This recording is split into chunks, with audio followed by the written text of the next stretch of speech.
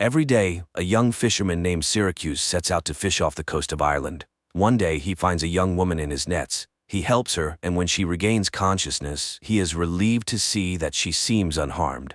However, she behaves quite strangely and refuses to go to the hospital. She also can't remember her name, which Syracuse attributes to amnesia. He takes her to his late mother's house, offers her some sandwiches, and suggests she stay there for a while. He needs to go see his daughter. Annie lives with his ex-wife, Maura, and today he has to take the girl to dialysis. While the procedure is ongoing, he tells Annie a story about a fisherman who caught a woman from the sea. Annie explains that it was likely a selkie, a creature she learned about at school. Sometimes they come ashore until the sea calls them back. After the procedure, Syracuse takes Annie back to her mother, who is eager to show her the new electric wheelchair she received. Annie shows off the chair to her father, but her mother immediately criticizes him for not talking to the doctor about a new kidney for their daughter.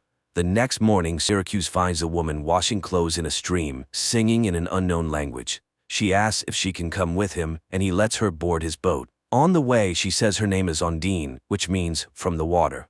Soon, Syracuse's boat stops for lobster fishing, but the baskets come up empty. Ondine begins to sing a song that Syracuse has never heard before, and suddenly every basket is filled with a catch. She helps him pull them out and is surprised when he throws the smaller ones and extras back into the sea. However, she flatly refuses to go with him to the market. He sells the lobsters to the astonished buyers and purchases a dress at a store.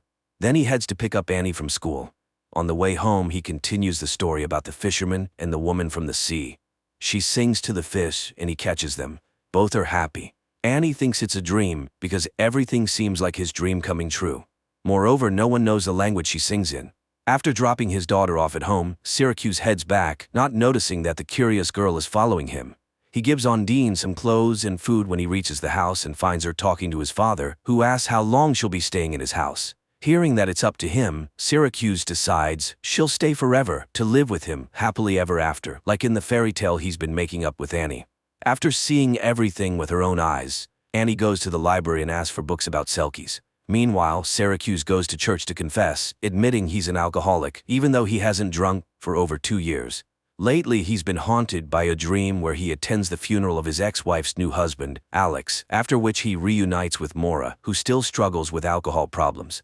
The priest advises him to see a psychologist, but Syracuse reminds him of the secrecy of confession and tells him that he pulled a woman out of the water with his net.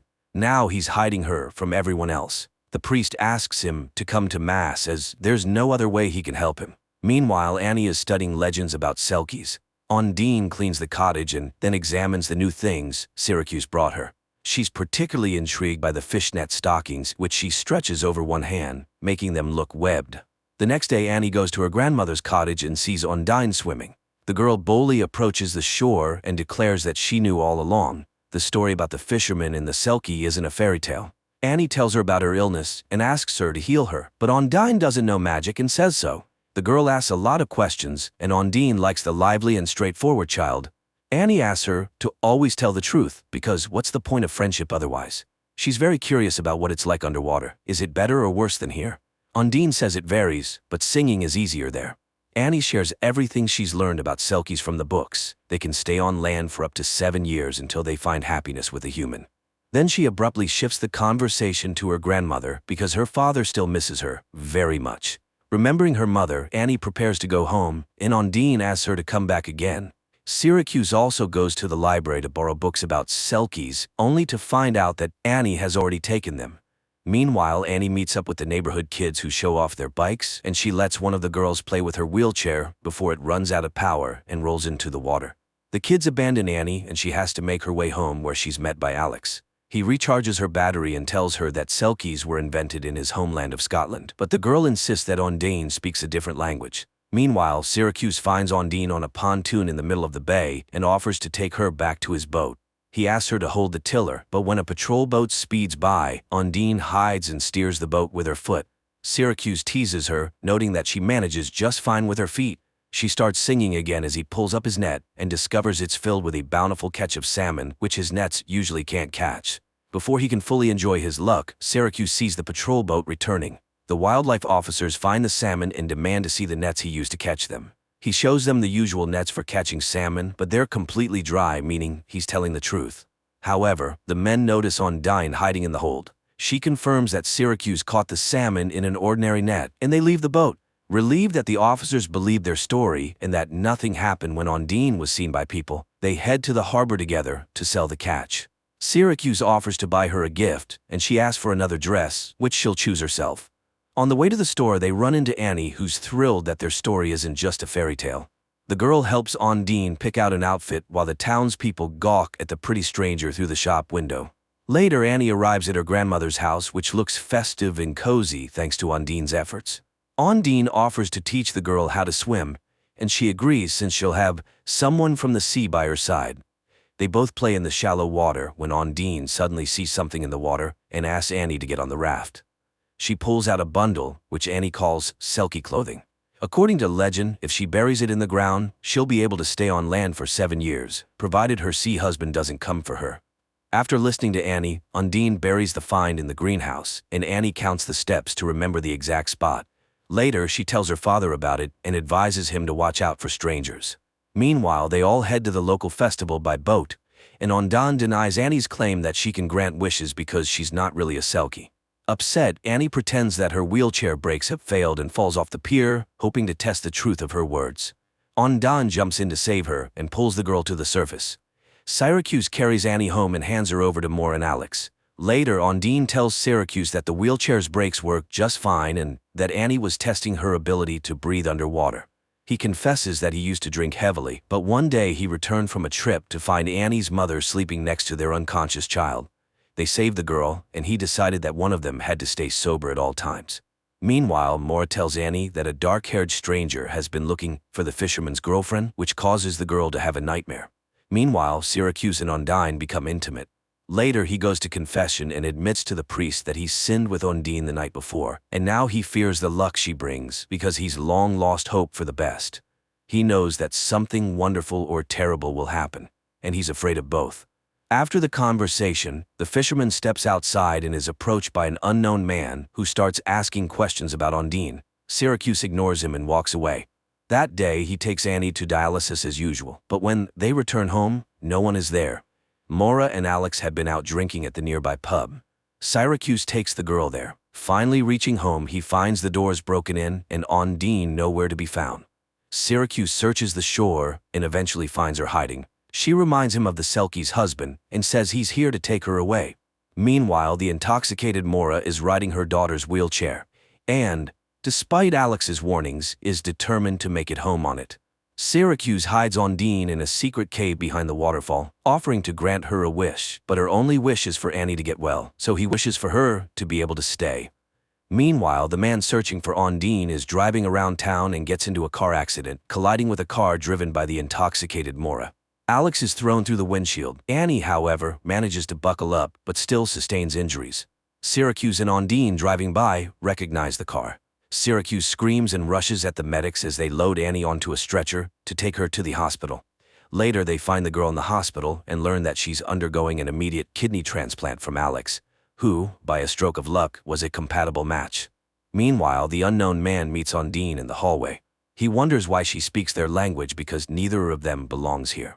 The sea spat her out, but this is not their world. The woman asks him to return home without her. The next morning, Annie wakes up and immediately asks where Ondine is. Syracuse reassures her that they'll see her soon. Sometime later, a cremation ceremony for Alex takes place.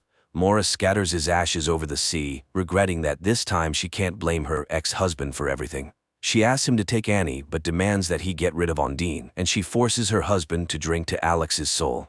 In a drunken state, Syracuse goes to the boat where Ondine is hiding and, calling her a Selkie, takes her out to sea where he demands that she return to her husband and sing her songs to him. He takes her to the foot of the lighthouse and continues to insist that she needs to leave. He leaves her there and prepares to sail away, believing that life isn't a fairy tale. People and Selkies can't be together.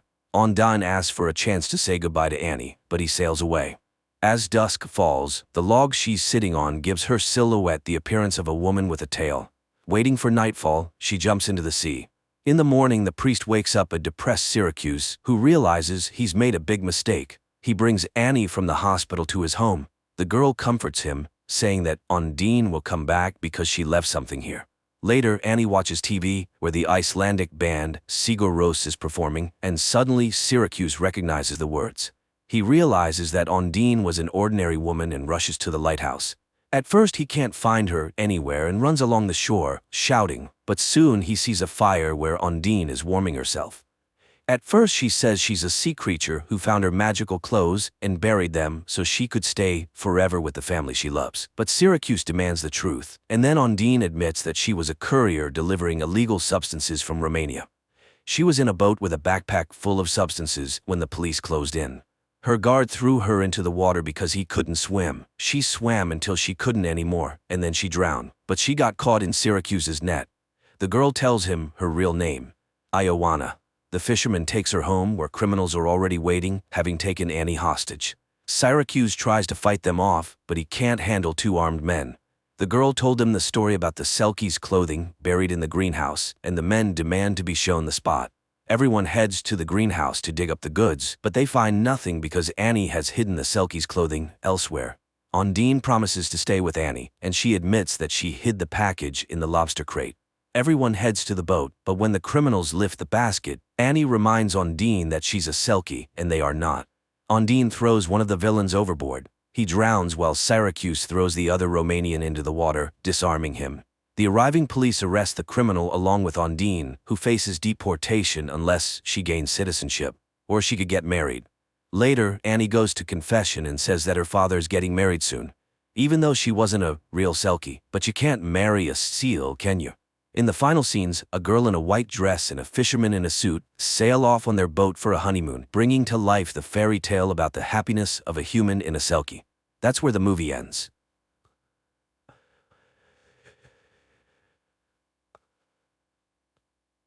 The story is set in a world grappling with a unique and terrifying epidemic. This epidemic, which has baffled scientists and experts for over 8 years, is spread through language and speech, making communication dangerous. The main symptom of the disease begins with a high fever, eventually causing the afflicted to speak incoherently, descending into madness. As a precaution, people have resorted to wearing headsets constantly, as the disease can be transmitted by hearing the speech of the infected. Those affected by the illness, known as jabbers, are swiftly quarantined and forcibly separated from their families, leading to public outrage and distress. The story introduces Murat, a linguist whose life has been profoundly altered by the pandemic. Isolated and lonely, he lives with his mother in an apartment, his life reduced to a series of cautious routines. Each day, Murat meticulously checks his temperature, a ritual that underscores the constant fear of infection. One day, Murat's attention is drawn to Sul, a young woman immersed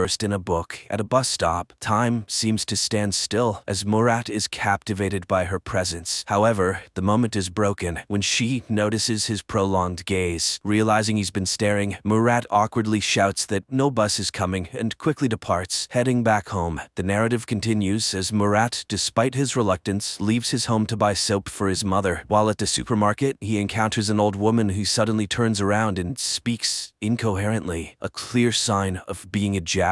An alarm is triggered, announcing the presence of a jabber and urging people to evacuate immediately. In the ensuing chaos, everyone flees, except for the old woman and a young boy who is left behind without a headset. Murat witnesses the boy's mother crying outside. Driven by a sense of responsibility, Murat bravely re-enters the supermarket, gives his headset to the boy, and makes a narrow escape. Remarkably, Murat manages to avoid contracting the epidemic. Despite his close encounter with the jabber, he experiences a high fever but eventually recovers and returns home unscathed, soap in hand. Meanwhile, Anton, a high-ranking official at AEI, is desperately seeking a solution to the pandemic. He faces a setback upon learning that even young children are susceptible to the disease. However, his interest is piqued when he hears about Murat's incident at the supermarket. Intrigued by the possibility that Murat might be immune, Anton delves into surveillance footage to learn more. He observes Murat collapsing in the supermarket, but later continuing on as if unharmed, which deepens Anton's confusion and curiosity. In another part of the city, Murat visits the home of his mother's friend, responding to a desperate call for help. The friend's son, Arif's father, is exhibiting symptoms of the disease, speaking disconnectedly. Arif, holding on to hope, pleads with Murat to find a cure, believing in Murat's unique abilities. He even suggests collaborating with Murat's friend Özgür, but Murat informs him that Oscar has passed away. Arif, skeptical about Oscar's death due to the lack of a proper funeral and the absence of his body, plans to meet with Errol, a businessman known for trading in information. Arif hopes Errol can shed light on whether Oscar is indeed alive and assist in their quest for a cure. Meanwhile, Anton takes a deep dive into investigating the mysterious case of the headset left with a child at the supermarket. He discovers that the headset belongs to Murat, a linguist who was working on the pandemic case but vanished after a disastrous fire that claimed the lives of his team. Intrigued, Anton intensifies his investigation. Delving further, Anton uncovers records of Murat visiting the emergency room with severe fever more than 12 times. Using video footage from the supermarket, along with a temperature detector, Anton confirms his suspicions. Murat is immune to the pandemic. He deduces this from the fact that Murat has surpassed the critical threshold of 4 high fever encounters, a significant discovery given Murat's 12 instances. In the meantime, Murat, spurred by Arif's belief in Oscar's survival, decides to investigate further. He meets a businessman who offers them access to AEI's resources, allowing them to gather information independently and save costs. With newfound determination, Murat boldly infiltrates the AEI headquarters and navigates his way to the information hub downstairs. There, Murat searches for Oscar's name and is initially disheartened to find records indicating his death. He clicks on the autopsy image,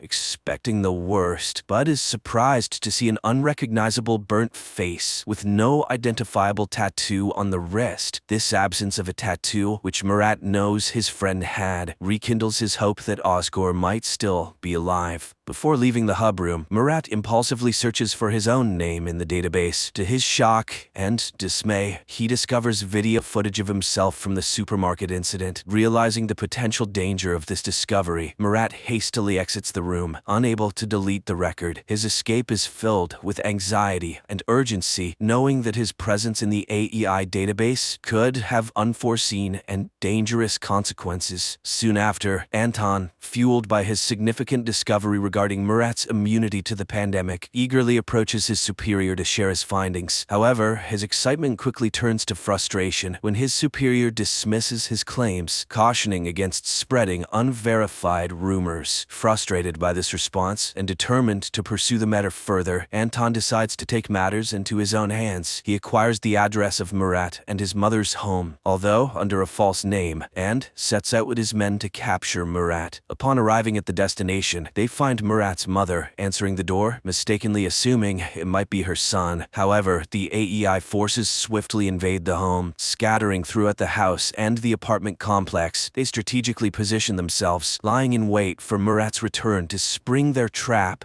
Unnoticed by the AEI operatives, Murat's mother subtly places a prearranged signal on the window, a discreet method of communication between her and her son. She then calmly lights a cigarette and sits down, maintaining an air of composure despite the tense situation. Meanwhile, Murat, who had been waiting for another glimpse of the beautiful girl he had seen at the bus stop, returns home. As he approaches his apartment, he notices the signal from his mother. Realizing the imminent danger, he hesitates at the entrance. Inside, Anton and his team are eagerly anticipating Murat's arrival, ready to execute their well-laid plans. In a moment of inner conflict, Murat grapples with the decision to enter the apartment. His thoughts drift to the beautiful girl, and the realization dawns on him that if he walks into the trap, he might never see her again. This thought acts as a turning point, and in a swift decision, Murat chooses to flee in the opposite direction, much to Anton's dismay. His abrupt departure catches Anton and his men off guard, and they lose track of him in mere seconds. Back at Murat's house, Anton seizes the opportunity to collect Murat's belongings for further investigation, hoping to get more insight into Murat's unique situation. The next morning, as Murat sets out on his search for Oscar, he is stopped by AEI forces demanding to see his ID. In a moment of tension, as Murat nervously reaches for his ID, a bomb suddenly explodes nearby, causing the AEI forces to scatter and leaving Murat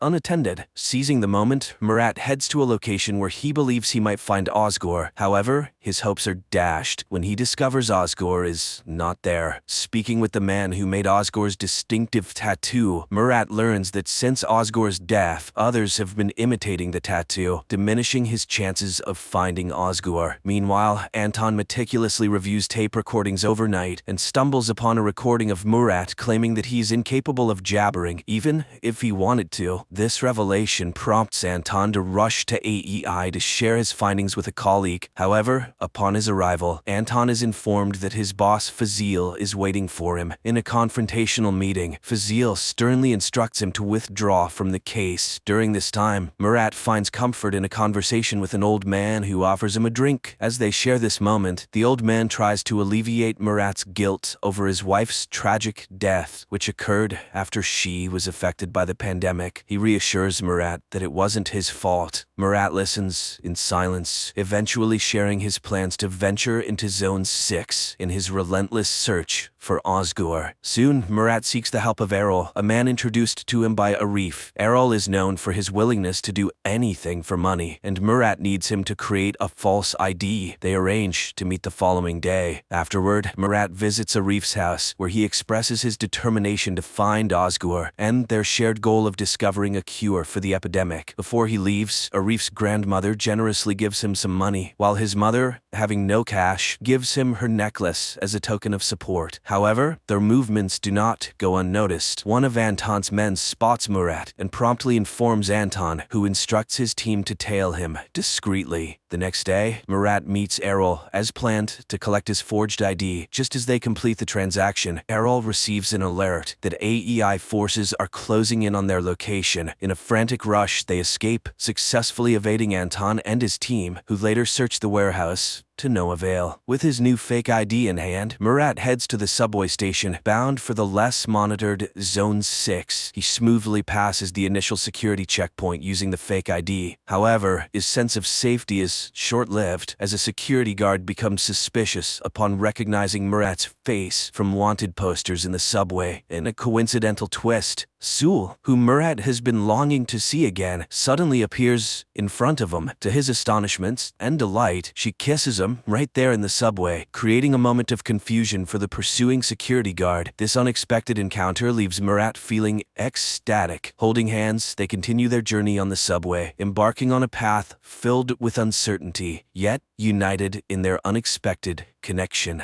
Murat and Sul, having left the bus stop, navigate through menacing people and areas until they find a secluded rooftop where they can talk privately. On the rooftop, Murat, preoccupied with his quest to find Osgore, is about to leave when Sul insists he stay for a meal. During their conversation, he learns her name and he expresses gratitude for her assistance earlier. Sul then reveals her true intentions. She had been following Murat purposefully, hoping to recruit him into her team, P1, which is dedicated to finding a cure for the pandemic. Surprised by this revelation, Murat abruptly leaves, not allowing her to finish explaining. Later, Murat returns to the home he shares with his wife, where he is flooded with memories as he wanders through each room. That night, he dreams of himself torn between his wife and Sul, symbolizing his internal conflict. The next morning, Murat's search for Osgore takes an unexpected turn when he is kidnapped by masked individuals who question his identity and affiliation with the AEI. At this critical moment, Sul intervenes, assuring them that Murat is not with the AEI and is on a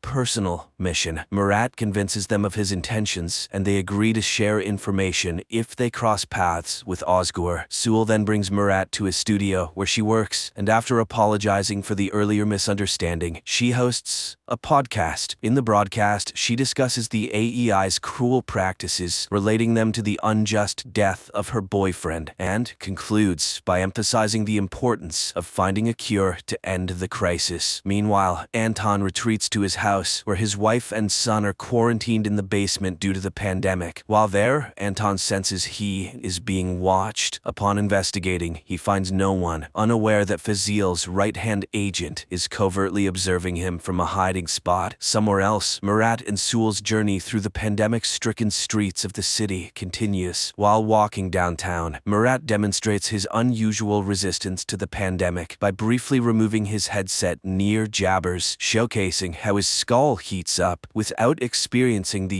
usual symptoms. This unique ability intrigues Sewell, who sees potential in Murat's immunity. That night, Murat stays at the studio with Sewell, and upon waking up the next morning, he finds himself surrounded by the team Sewell had mentioned. The team members introduce themselves and request Murat's assistance. Initially hesitant, Murat warms up to the idea when Sewell assures him that joining the team could aid in his quest to find Osgore. As part of their ongoing search for Osgore, Murat and Sewell come across a hotel displaying the symbol that Murat associates with Osgore. They decide to investigate by entering the hotel and seeking an audience with the hotel's boss. However, their encounter quickly turns dangerous. In a moment of quick thinking, Murat leverages his past experience and knowledge of recording voices to offer the boss a rare tape. This move impresses the boss, diffusing the tension and earning them a chance to sit and talk. As Murat and Sewell are about to explain their quest for Osgore, their conversation is interrupted by a lady entering the room to deliver an item and collect payment. After she leaves, the boss encourages them to continue. Murat and Sewell reveal their search for the person associated with the symbol they possess. To their surprise, the boss informs them that the lady who just left was the one who brought the symbol to the hotel. Reacting quickly, Murat and Sewell rush outside to catch the lady, but they are too late. She drives away, showing no interest in engaging with them. This missed opportunity leaves Murat and Sewell with more questions than answers as they continue their journey in the uncertain and dangerous world. My friends, the continuation of the story is now on the screen in front of you.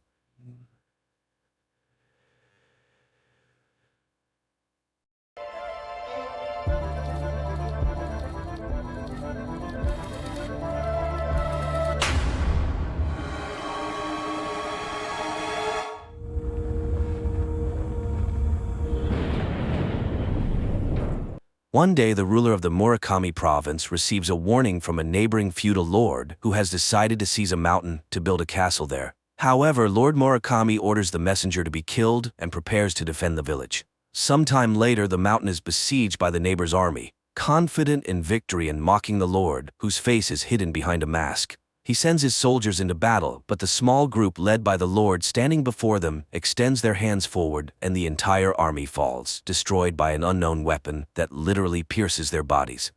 Present day. At a university, a group of students studying paranormal abilities gathers. One of them, Yoji Minami Maru, nicknamed Nanmaru, possesses a small supernatural power, the ability to create tiny holes in everything, which he demonstrates on a stack of paper. The young people are impressed by his skill, but Nanmaru himself doesn't consider it useful since he can't even find a job. Just then he receives a summons from Professor Murakami and heads to the Department of History and Folklore, where he meets lecturer Emi, who is worried about the professor's absence. Murakami had gone on a research trip and disappeared. The woman is surprised by the boy's last name and asks about his family, but he can't recall anything of interest. Meanwhile, in the town of Marukawa, located on Mount Murakami, a girl named Sachiko wakes up from a nightmare. Her grandmother brings her milk and tries to calm her down.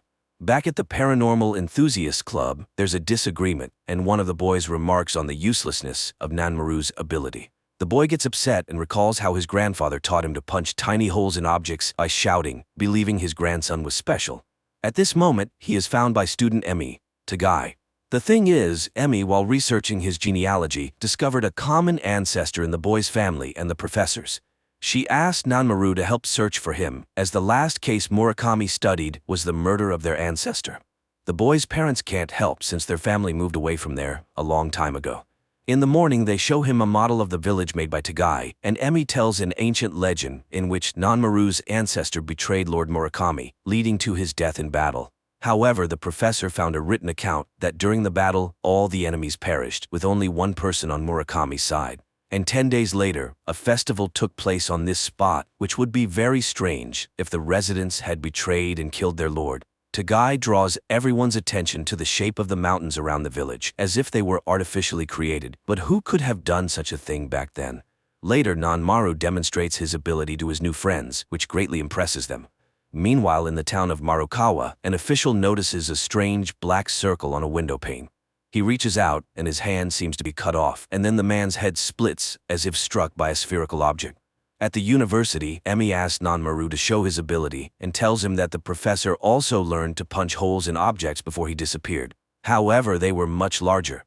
At this point, the boy suggests that the ability might have come from their common ancestor. At that moment, everyone hears the news about the murder of the official in Marikawa. Namar suggests they search for the professor themselves. The action returns to medieval times. Lord Murakami vows not to let anyone invade his lands. His fingers begin to extend, and strange round marks appear on his wrists. Present day. The students, along with Emi, arrive in Marikawa and begin searching for the professor, but no one has seen him. However, the young people find armor with round holes in the local museum, and on the local lord's banner, they notice the image of a magpie, a human hand, and a circle, the meaning of which no one knows. They discover that after Minamimara's death, his lord gave his youngest son to his family so the lineage would not die out. So Nanmaru is a descendant of the lord himself. They question people on the street, but no one has seen the professor. Soon the students find the building where the murder occurred and for the first time wonder if Nanmaru's ability could punch through window glass. At a cafe, the group learns about the upcoming Tanabata festival. The men sitting at a nearby table suddenly mention that the professor's presence will make the festival unforgettable and lead to the lord's revival. Tagai asks questions, but the men pretend to know nothing about the professor. Then they hear Nanmaru's name and become excited. Later, the friends joke about how the locals consider Nanmaru to be the lord and practically worship him. Emi reminds them that Tanabata is Japan's Day of Lovers, celebrated on July 7th. On this night, the stars Vega in the constellation Lyra and Altair in the constellation Aquila, separated by the Milky Way, come closest, and the magpie lays a bridge between them. But what do these facts reveal? The next day, the group goes to the mountain where the festival will take place and finds 7 strangely shaped stones standing in the middle of a clearing. Later, Sachiko visits Nanmaru, wanting to see the boy's abilities. He punches a can, but it seems that the girl expected something different. In the evening, Emi suggests returning to Tokyo because she doesn't trust the locals. Meanwhile, the hotel owner makes a phone call, reporting that Nanmaru can make holes in objects. The next day, a young man whom Sachiko calls her brother and clearly fears enters her home, but the grandmother asks him to leave and never return. Nanmaru meanwhile goes to the cafe, and the owner reminds him that this village is his real home. The boy asks Sachiko to explain her comment about the man who can achieve, and she arranges to meet him. In the evening, the girl explains that in the town, 2 types of people with superpowers are born: achievers and window openers.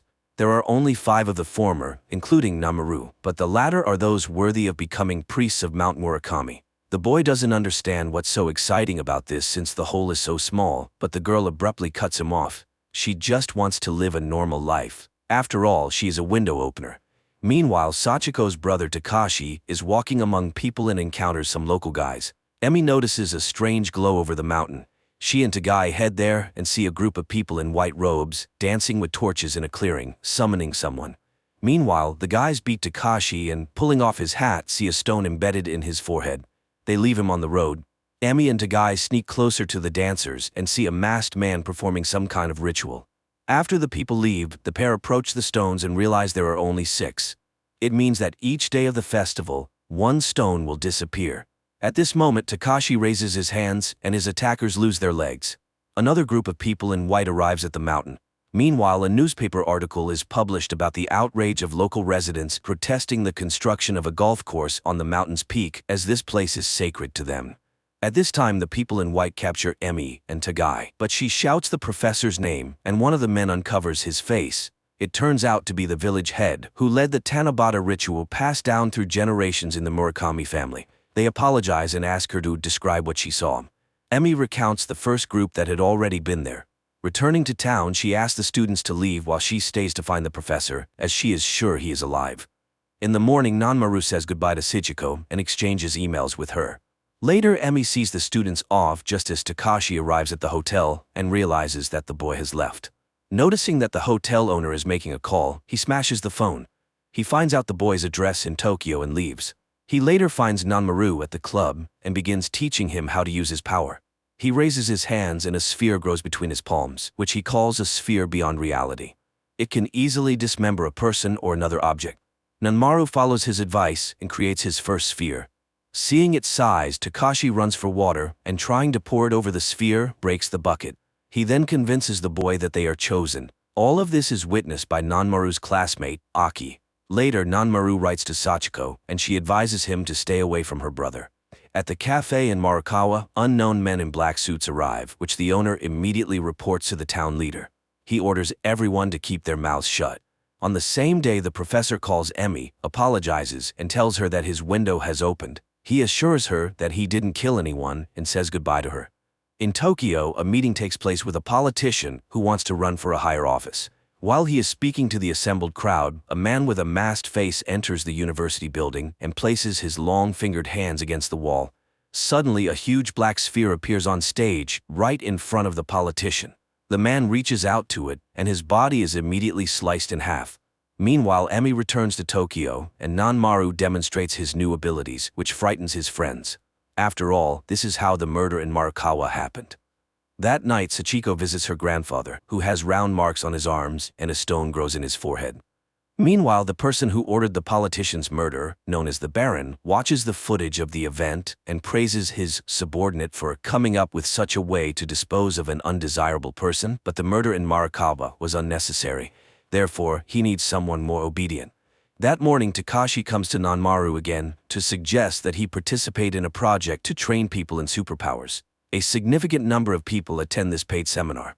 Under Takashi's guidance, Nanmaru demonstrates his power by smashing a metal statue.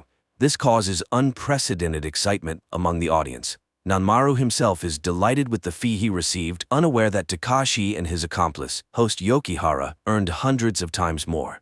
The guys discuss Nanmaru's foolishness, not noticing that Aki is recording their conversation. That evening, the Baron is informed that one of the achievers lives in Tokyo. Meanwhile, Nanmaru notices a strange growth on his forehead. At the same time, Emi continues studying the professor's papers and suddenly seems to see him. Murakami reminds her that Tanabata was first celebrated on April 29th, and so it has always been, but it's already May now. Emi rushes to check the records and realizes that the dates have changed. In the Western Gregorian calendar, they coincide, including the very first, but this calendar was only introduced in 1582. And only in Catholic countries, but how could it have appeared in Morikawa? Meanwhile, Nanmaru continues participating in seminars, supposedly teaching people superpowers. The boy tries to explain that not everyone can do this, but no one believes him. Then Aki lets him listen to the recording she made. Nanmaru refuses to participate in the seminars, explaining that his power is not meant for deceit. Meanwhile, in Morikawa, Sachiko meets a masked man at her mother's grave, whom she calls Lord Yoriyuki Murakami. At the evening gathering, the town leader reports to Sachiko's grandfather about a group of outsiders looking for achievers in their town. He reminds them of the rules: no one should know the village's secret. The next day, Yoriyuki is brought to the Baron. The achiever demands that the village be left alone, but the Baron claps his hands and 4 armed men run out of the neighboring rooms. However, Yoriyuki is much faster, and all fall with pierced heads. He agrees to work temporarily for the Baron and removes the mask from his face. The Baron is horrified to see a completely inhuman face. Meanwhile, Nanmaru continues to look for a job where he could properly use his power. Suddenly, he hears calls for help.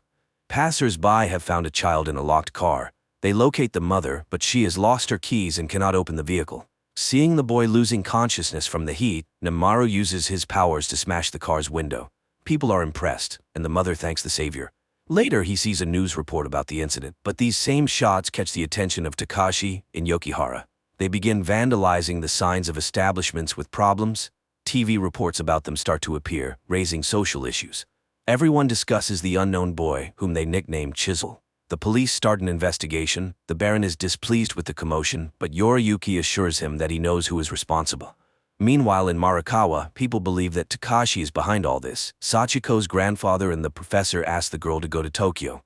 Following his friend's advice, Nanmaru decides to become a janitor, thinking he could simply destroy the trash. However, the group soon notices that the mark on his forehead grows with each use of his power.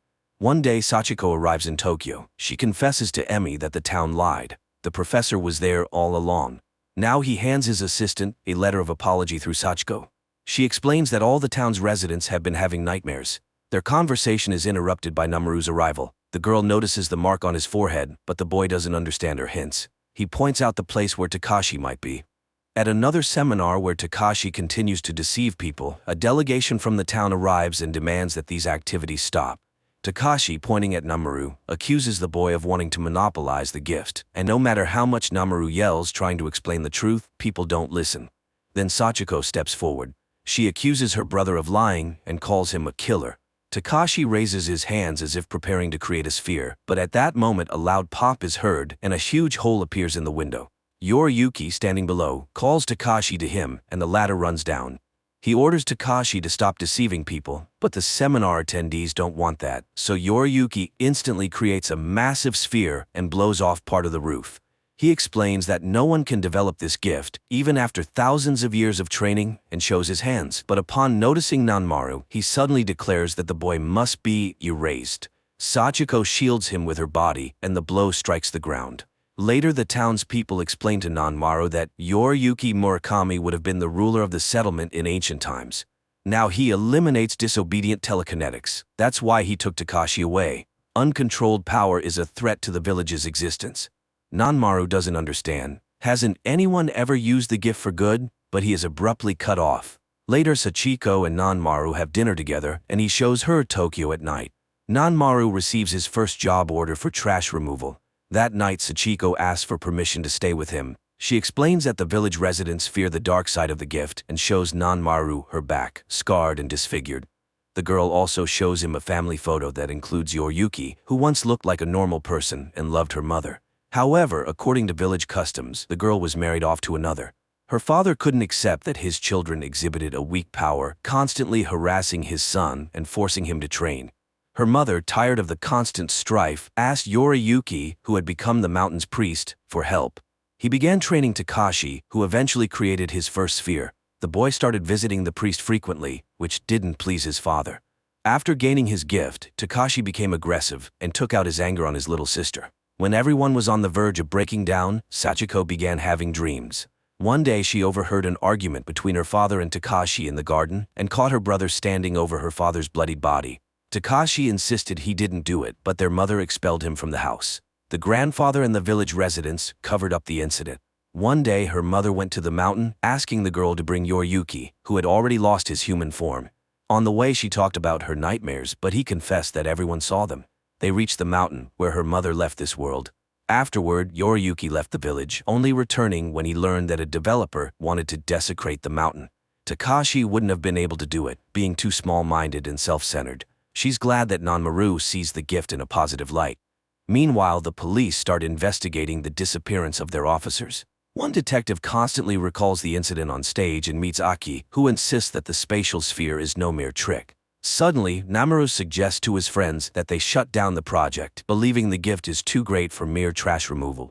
Later he goes to see Emmi, who tells him that she found a few strange phrases about the solar years in the professor's letter. She compared the facts and realized that the village used a solar, not a Gregorian, calendar. During the festival, the solstice was always present. Thus, the Tanabata festival lasted 3 days before the solstice, 1 day during it, and 3 days after. Namaru later takes a job with a cleaning company. Meanwhile, Aki suggests that the detective team up with her to investigate the unexplained incidents. That night, Nanmaru has his first nightmare, where he falls into a void. Suddenly he hears Sachiko screaming, begging him not to approach the other side. Ahead he sees an opening door and wakes up. The next day, a car, a boat, and a plane disappear in the city. Aki and the detective track down Yoriyuki, who arrives to meet Takashi and warn him about the danger of opening windows. However, Aki and the detective are caught by the Baron's men. Yoriyuki then demonstrates the disappearance of a prominent politician right at the door of a nearby building. The guards drag in the bound Aki and the detective, but Yoriyuki leaves, not considering them important. Meanwhile, Nanmaru starts work, clearing old items from an office. Suddenly he realizes that these items were precious to someone and have a history. He runs to the roof where the others are working and asks for permission to leave some things in the building. His co-worker agrees and begins asking Nanmaru about his abilities. At that moment, they see a massive sphere floating above the city. The next moment, it bursts and erases several buildings. It turns out Yoriyuki is doing this a few blocks away. Seeing the explosion, people mistake it for a terrorist attack. Panic ensues. Namaru runs with everyone else and suddenly finds himself in a field strewn with the bodies of medieval warriors. But before he can be scared, he returns to his time. Yoriyuki tells Takashi that he will soon put an end to the nightmares. Meanwhile, in the village, Sachiko hears an announcement about the disappearance of 200 people in the destroyed buildings. Her grandmother doesn't believe Yoriyuki did it. After all, he was the protector of the people, but many eyewitnesses saw the massive black sphere and no one else possesses such power. Sachiko asks her mother for help. Namaru continues having nightmares, where Sachiko begs him not to approach the windows or else he will find himself on the other side. The next day, the government declares a quarantine and asks everyone to stay home. Meanwhile, in the village, people discuss the events, not believing that their Yoriyuki could have done such a thing. Meanwhile, the detective regains consciousness and finds that they are in some basement. Sachiko's grandfather contacts Emi, after which she decides to go to Markawa. Namaru finds Takashi in his room. He accuses him of killing people, but Takashi explains that Yoriyuki wants to end the nightmares. He suddenly asks the boy to do him a favor and convey his apologies to Sachiko. Namaru admits that his sister doesn't consider him a killer, and that turns out to be the most important thing for him. At the same time, Yoriyuki decides to break off the deal with the Baron and informs his bodyguard.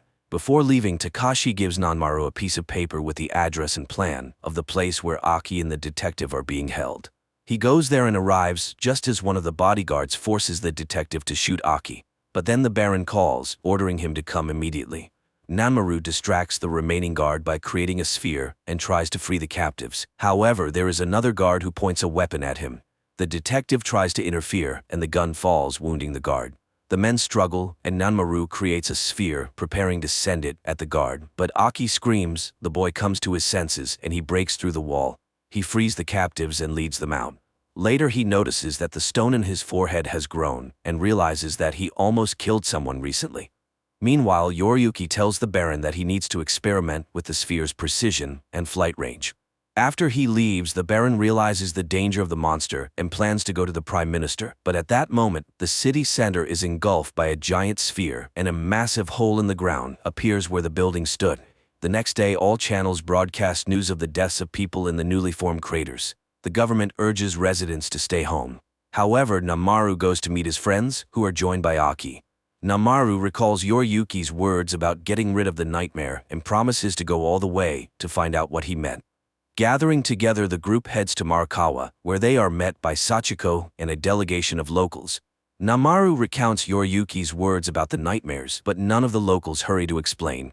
Emi then sternly urges them to avoid another incident with the loss of lives. She wants to know what the windows are, why the Tanabata festival is needed, and what the role of the mountain priest is. However, the villagers admit that they don't understand Yoriyuki's plan. Namaru loses his temper. He respects the town's customs, but the power of the mountain kills, and Yoriyuki is a killer. The town leader promises to introduce the group to the master, Sachiko's grandfather. He also plans to invite Professor Murakami to the meeting. In the morning, Yoriyuki and Takashi arrive at the master's estate. The maid greets the guests and rushes to warn the master of the unexpected visitors. The old man immediately accuses Yoriyuki of killing the official, but Yoriyuki reminds him that the man wanted to destroy the sacred mountain by turning it into a golf course. Yoriyuki has found answers to his questions and is ready to break the rules. The pair are about to leave, but suddenly the visitor stops. He senses armed men hiding in the yard and prepares to fight.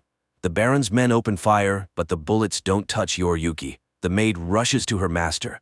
Meanwhile, Namaru's group walks along the road leading to the estate. Sachiko tells Namaru that the locals fear him. Deep down, they are vassals.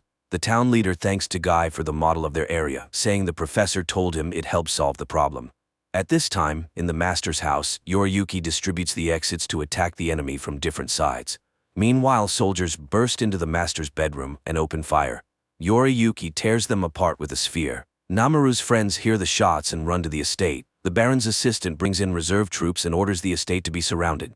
Yoriyuki and Takashi are caught in a circle. They stand back to back, grow spheres, and kill the soldiers. Yoriyuki creates a whole bunch of spheres. One of the soldiers, dying, shoots Takashi. When Namaru's group arrives at the estate, they find a pile of bodies. The old master, dying, orders them to stop Yoriyuki. Namaru and Sachiko step into the yard as the Baron's men leave the estate. Yoriyuki is leading the wounded Takashi along the forest path, but the boy is getting worse. Eventually, he falls and dies. Namaru and Sachiko also find the forest path and soon see Takashi's body. Sachiko takes her brother's death hard. Meanwhile, Emi finds a handprint on the door with long fingers, belonging, according to legend, to the monster Kasasagi. Later the group returns to the town, where they are unexpectedly stopped by Sachiko's grandmother, who asks Nanmaru to go with her, as she received an order from the new master, Professor Murakami, to protect the boy. He ends up at Sachiko's house. In the evening, the young people meet on the veranda. Sachiko asks him to be careful and offers sweet sake, which helps with nightmares. She believes that the dead turn into stars in the sky. The distance between them is vast. No matter how much you scream, no one will hear you, and the loneliest thing is your own death when you are the only one stepping out of the window. The girl talks about her nightmares where she is searching for someone. Unexpectedly, she finds herself on a mountain where she feels the presence of someone beyond the Milky Way, and they extend a hand to her. Nanmaru grabs her hand and confesses that Takashi regretted his behavior.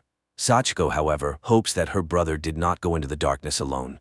That night, Emi struggles to sleep, replaying everything that happened in her mind. The next day, despite the police's order to stay indoors, the men of Marakawa arrange a meeting, not noticing that Aki is recording their conversation, which he later shows to Emi. The friends discover that there are no news reports anywhere about the massacre in the town and decide to go to the meeting. Meanwhile, the police knock on Sachiko's grandmother's door, searching for Nanmaru, but the girl leads him out through the back door. However, Nanmaru is convinced that the police are looking for Yoriyuki. In the evening, the residents on their way to the meeting are stopped by the police. A confrontation ensues, which Emi and her students observe. Then the Baron's men arrive, also seeking to capture Yoriyuki, but the residents refuse to hand over their priest. The Baron's assistant fires a shot over their heads, claiming that Yoriyuki possesses a terrifying power that could destroy the planet. At this point, Nanmaru intervenes, suggesting they meet with Yoriyuki first to let him explain his actions. When people start shouting again, he creates a sphere. Nanmaru admits that he doesn't know why he has such abilities, but there can be no talk of betrayal by the town. Then Professor Murakami steps out from the crowd. Emi is horrified to see the enormous stone in his forehead and faints. Nanmaru is at a city council meeting. He asks them to agree that he will convince Yoriyuki to talk to the police and the Baron's men. Guards will wait for him on the mountain to persuade him to leave the town without harming its residents. Later, he informs his friends that the professor wants to meet with them in his laboratory. In the morning, the team goes to Murakami. They gather around the model, and the professor begins his explanation. The village festival was established and held for 7 days during Tanabata, the summer solstice. In Chinese history, from which this festival originated, it symbolized a magpie that bridged the Milky Way. It was also on the Lord's flag, but it turns out that magpies didn't exist in Japan at that time, so it must have been something similar. The professor asks Tagai to help him, smears his hand with ink, and asks him to make a handprint. He then shows Yoriyuki's handprint left at the master's estate and aligns them in a specific order. The group immediately recalls the Lord's emblem in the Marakawa Museum. It looks as though a long-fingered hand is passing a sphere to a human hand. The professor asks them to look at the model. Tagai immediately notices that the mountains seem artificial and that Tanabata takes place on the solstice days when a second sunset can be seen. Murakami simulates the sunset during the solstice, and the group is surprised to see 2 hands and a black sphere between them in the mountainous landscape. The professor marvels at the unknown master's creation, an enormous earth sculpture spanning several kilometers. One might consider that it was created by the Kasasagi, who appeared in this area, perhaps from the sky. How would people have reacted to this? After all, according to the peasants' beliefs, the entire land was inhabited by gods, and they couldn't always distinguish between good and evil. The Kasasagi, who became gods to them, began visiting this planet regularly, as mentioned in many tales and legends. And if you look at Mount Murakami, you can see that it resembles a helicopter landing pad, so the festival torches served as guiding lights. The festival itself began as a ceremony to welcome the gods during the summer solstice, but at some point, the Kasasagi stopped appearing. Yet for thousands of years, people continued to meet them, even though they never came. However, the town became trapped in its beliefs. Invisible chains keep the initiates in one place. Fear and loneliness are what lie beyond the window, and the window openers have to wait for the Kasasagi. The professor and Sachiko are among those the visitors learned to reach thousands of years ago, using their minds. The large flag on the mountain most likely symbolizes loyalty and a reminder that one should not leave this earth. For this, fear is instilled in the window openers. That's why the locals have protected this mountain for every era. It's hard to believe, but it's unknown whether the Kasasagi will ever return.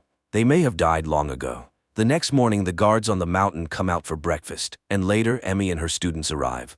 The professor is concerned about their well-being and suggests they all go to the city, but Nanmaru refuses. He feels obligated to be the first to meet Yoriyuki. Murakami supports his decision as the townspeople need protection. Each generation of priests has ingrained the sacred duty into their minds, but the professor is the only one who thought to create a model and can now visually show people what is really happening here. They light bonfires to show Yoriyuki that there are people here. After all, he most likely wants to destroy the mountain.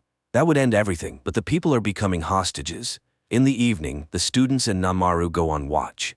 The boy asks Sachiko about her dreams and suggests they leave this place to start a new life. Moreover, he feels something for her.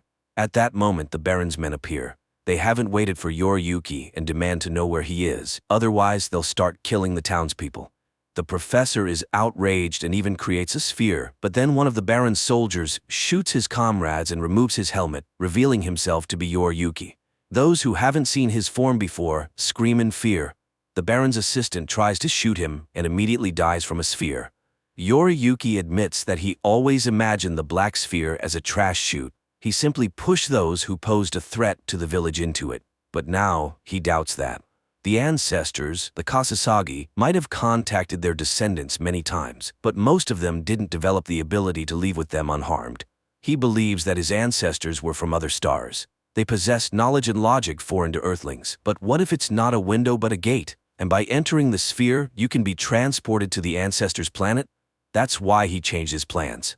At that moment, people see a huge black sphere above their heads. Yoriyuki announces that he intends to leave with the Kasasagi. Sachiko suddenly asks him to take her with him.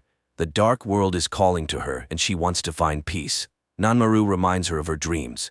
The girl reaches out, and through the darkness, she sees an inhuman hand beckoning her from another reality. But just as she is about to grasp it, Nanmaru grabs her wrist.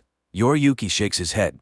Nanmaru will never understand the feelings of the window openers. The boy agrees, but he doesn't like that the girl is ready to go into the afterlife without experiencing even a small part of this vast world.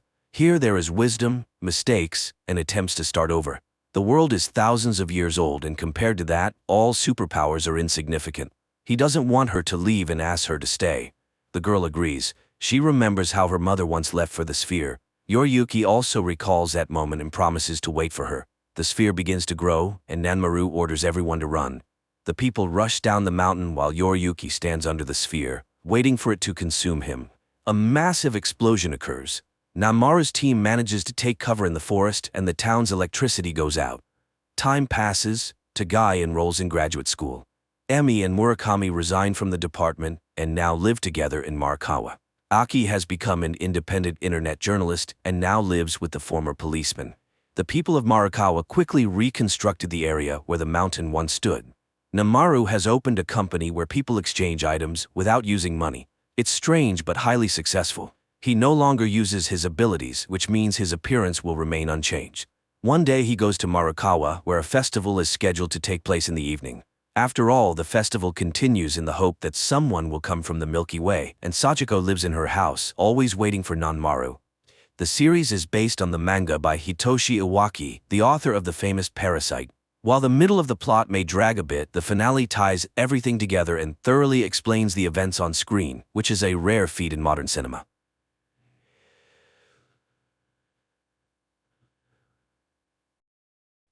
1967. Upon landing on Earth, after completing their mission, the Soviet spacecraft Soyuz 1, with cosmonaut Vladimir Komarov on board, tragically perishes. Many years later, under the leadership of the Swedish billionaire Meyer, an expedition to Mars is being prepared. After 10 months, the crew of the spaceship Ulysses reaches the Red Planet. The captain informs the team that they have received permission to land and asks the ship's AI, named Irene, to verify everything required for a soft landing. At this time, Meyer reveals that he spent 4 years preparing for this journey, sacrificing almost all his money for it. However, the American company Zillion beat them to it by landing 2 weeks ago. The problem is that Earth has received no news from the American crew, except for one video in which they ask not to come to Mars. A dispute arises among the crew members, but the captain declares that the landing will occur in any case, and people disperse to their cabins. With 30 minutes left until landing, AI Irene begins preparations. However, an unforeseen event occurs. The ship does not detach from the carrier system, posing a threat to the entire crew. The only way out is to perform the separation manually. The commander ventures into space and struggles to free the attachments, but at that moment, the shuttle enters Mars's atmosphere, throwing the captain into open space. The shuttle almost crashes onto Mars as a system error causes a power outage. Now, they can only rely on manual landing. AI Irene goes into sleep mode, and the astronauts still manage to land on Mars.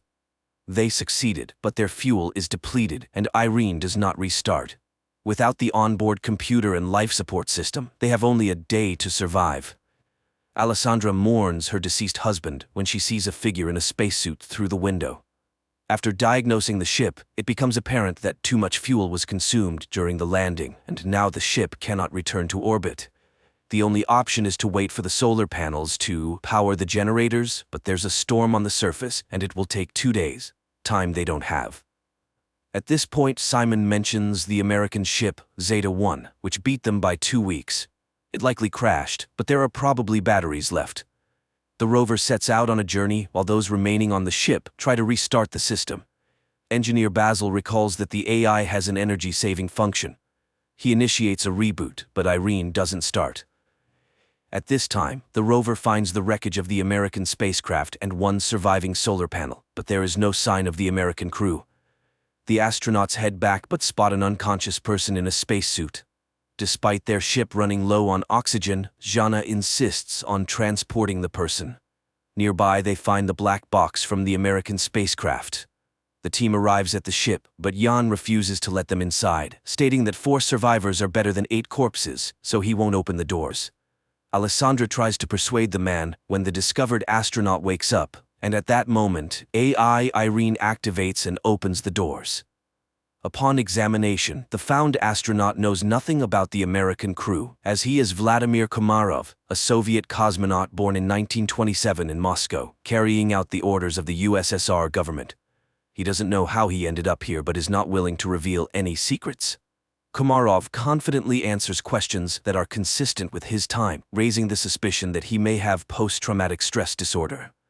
The astronauts send a message to Earth and receive a response from the American corporation, Zillion, stating that there were no Russians in their mission. The crew of the Ulysses spaceship tries to make sense of the situation. How could Komarov, who died in 1967, end up on Mars after all these years? Is he a time traveler or an extraterrestrial? The psychologist is tasked with questioning Komarov first, and he confesses that he is hungry. Jana goes to get food while the others try to understand what has actually happened. Basil suggests the idea that Komarov was waiting for them. Meanwhile, Vladimir is eating the food brought by Jana when the woman confesses that he died 50 years ago and his family buried him long ago. Komarov takes this news rather calmly. In the meantime, the state of the ship, although it has reached stability, remains unreliable because the engines do not work and there is no fuel. So, leaving is impossible. The crew continues to keep an eye on Komarov, but he behaves calmly until he suddenly disappears. Simon searches the ship, but it yields no results. That's when the people discover that his spacesuit is missing. A part of the crew follows the heat trail tracked by Irene. The group, led by Simon, leaves the rover and continues on foot when Alessandro reports that Komarov's DNA analysis showed the presence of a third strand. He is not human. And then they catch up with Komarov, who leads them to an unfamiliar structure with a small stone pyramid on it and tells Jana that Mars has been waiting for them for a very long time. At the same time, Goldstein, the founder of the Zillion Corporation, whose ship was the first to arrive on Mars, is informed about the discovery of a person on the Red Planet who couldn't have gotten there naturally, suggesting that he was created on site. However, only AI could survive for such a long time on a hostile planet for humans.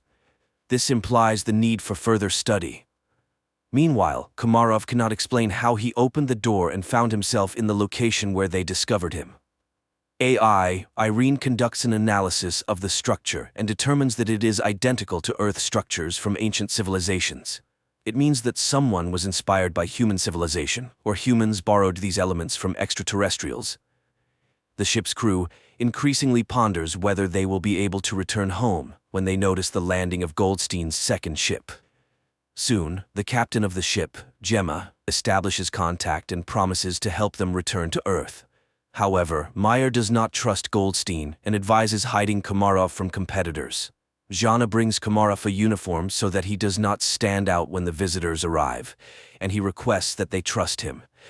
Shortly, two armed military personnel, Edward and Adam, arrive on their ship and behave rather aggressively. Edward demands that they hand over the black box from the Zeta-1 ship and, not hearing agreement, orders his partner to search the ship. Meyer hands over the found black box and they depart. Meanwhile, chemist Eva reports that the stone found on Mars consists of an alloy that does not exist on Earth. However, it is known from ancient sources and was once called orichalcum, the metal of Atlantis. In addition to copper, zinc, nickel, and iron, it contains a third strand of DNA, similar to Komarov's. Meyer warns that if Goldstein learns about this, he will take the cosmonaut back. The crew is divided into those willing to exchange him for fuel and those who are willing to stay but want to know the truth. Jana invites Vladimir into her cabin and asks for permission to use hypnosis. He agrees, and the psychologist begins her work. The rest of the crew listens to the conversation via transmission. However, Komarov only shares the final moments on the Soyuz spacecraft before its demise. During this time, Gemma and Alan arrive on the ship and apologize for the actions of the military, and express their readiness to help fix all the malfunctions. Jana remembers her conversation with Komarov, who laments the future of Earth due to humanity's irresponsible behavior. In the meantime, it is revealed that the billionaire Meyer did not plan the flight just for the sake of it. 4 years ago, the rover sent a photo to Earth of the found stele, and he confesses that they found a stone with unknown DNA. Gemma explains that it's an information storage system that can be rewritten. Upon hearing these words, AI Irene activates and deciphers the message on the stone. It's a series of numbers. At this time, the hesitant Jan leads a mutiny. He doesn't trust Meyer, who warned them about Zillion. But now, the Americans have come to their aid, and their leader, as it turns out, concealed the true purpose of the flight. He is ready to switch sides to Goldstein, who is willing to do whatever it takes to combat his terminal illness. Later, engineer Basil informs Meyer that Komarov is the same kind of program as the stone they found, but the most crucial revelation is that he deciphered a copy of the black box from Zeta-1, which shows that the oxygen on the ship was cut off at the moment when one of the Americans struck Komarov. This means he was there. He also activated AI Irene when he boarded their ship. After the conversation, Meyer shows Jana the photos they received 4 years ago from Mars, which, when decrypted, revealed Jana's face. This is why he brought her on the expedition. The woman is disappointed. Meyer played everyone. Suddenly, she sees herself in her father's house, where Komarov tells her that she is the link between Mars and Earth. He has been waiting for her for thousands of years, and now he will prepare her to make a difficult decision. He provides coordinates on Mars where Jana should go. Meanwhile, on Earth, scientists inform Goldstein that Komarov is the equivalent of a computer, and he himself is a biological machine. They are ready to transfer his brain into Komarov's body, but cannot guarantee the preservation of his personality. However, Goldstein is ready to take any risk to get rid of his terminal illness. Meanwhile, Jana leaves the ship despite Simon's protests. At this time, technicians Alan and Alessandra test the engine and discover that access to it is blocked, and Irene suddenly begins responding with jokes, which is entirely uncharacteristic for a machine. It is revealed that she has reprogrammed herself. Her interface and logic are changing, and she refuses to answer who or what made her do this. Engineer Basil realizes that her system is becoming like a brain.